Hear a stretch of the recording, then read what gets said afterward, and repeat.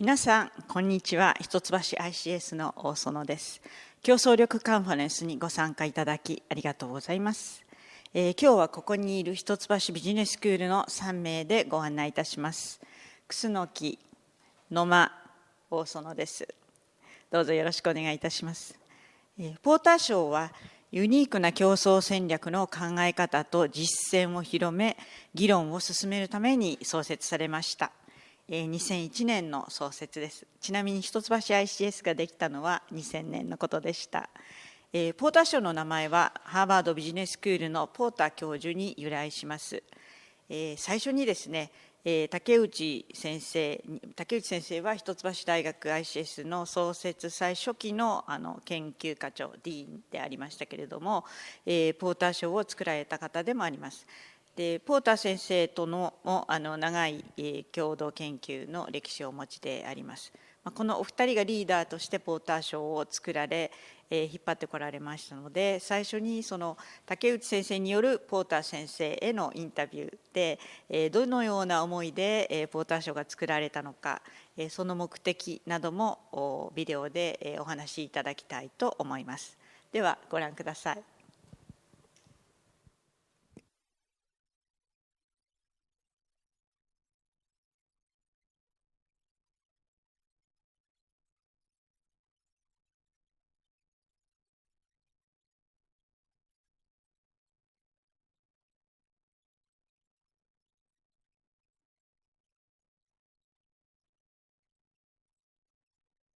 I am with Professor Michael Porter at the Harvard Business School in his office here. And I'd like to talk a little bit about the Porter Prize. So we wrote the book, Can Japan Compete? It had an impact on politicians. Former Prime Minister Abe read that book, and that led to Abenomics. It also had a lot of impact on industrial policy. But as I recall, you wanted the impact to extend to practitioners, right? Yes. So tell me about the Porter Prize a little bit. Well, I mean, when we looked at Japan as a country and the competitiveness of nations and so forth, Japan had strength. Mm-hmm. There was some really strong things in the Japanese economy, but there was a lot of challenges, a lot of weaknesses, a lot of things that weren't so strong. And one of the most important of those was imitation. Japanese companies were kind of copying each other, and there was a kind of an overall Japanese way of competing, but that was all because all the companies were doing similar approaches, and of course when you have that and each company isn't distinguished and different, then you're going to have trouble with as a company. You're going to just get wiped out by the latest company that follows this new way of thinking. So I think at that point we had to try to influence individual companies. And that was what the Porter Prize was all about. And I was very honored to do it. I mean, there used to be something called the Deming Prize. That was really a prize on quality, and which proved to be a real asset to Japan. And sort of total quality improvement and things like that. Yeah. And we sort of thought, let's do a Porter Prize on strategy and competition, because Japanese companies are hurting themselves by all doing too much the same thing. And everybody in the industry copies the other companies in the industry, and the leader is copied by the followers, and that's not the way to build a really rich, vibrant economy or to keep stimulating real innovative new companies. So that was a different agenda there, but it turned out to be very important to understanding how to think about strategy in Japan. So we started down that process, and your school, Toshibashi, became the kind of home for that prize, and we went through a whole series of years. So maybe perhaps you could talk about that. So we started the prize actually exactly 50 years after the Deming Prize was established. Oh, wow. Yeah, Deming Prize was established in 1951, and we started the Porter Prize in 2001. So it was exactly 50 years. So Japan became competitive on the quality side early on in the 70s and the 80s, but you wanted to start a movement, right, within Japanese companies to move from, yes, quality is important, operational effectiveness is important, but strategic positioning is the key. And Porter Prize kind of set the tone for that. Right. Yeah. And the elements of the concept of strategy proved to be very valuable there because what's the critical way of thinking about a strategy? You have to have a unique value proposition. Right. To have a strategy. If you're just doing the same thing everybody else is, first of all, you don't have a strategy, and secondly, you're unlikely to succeed and to win and to prevail. So that proved to be a very important kind of transition that had to happen in Japanese business. Yeah. And fortunately, with the help of the schools and you as leader, we made a lot of progress. We did, yeah. It's been going on for 20-some years. We now have, close to 100 companies that have been given the Porter Prize.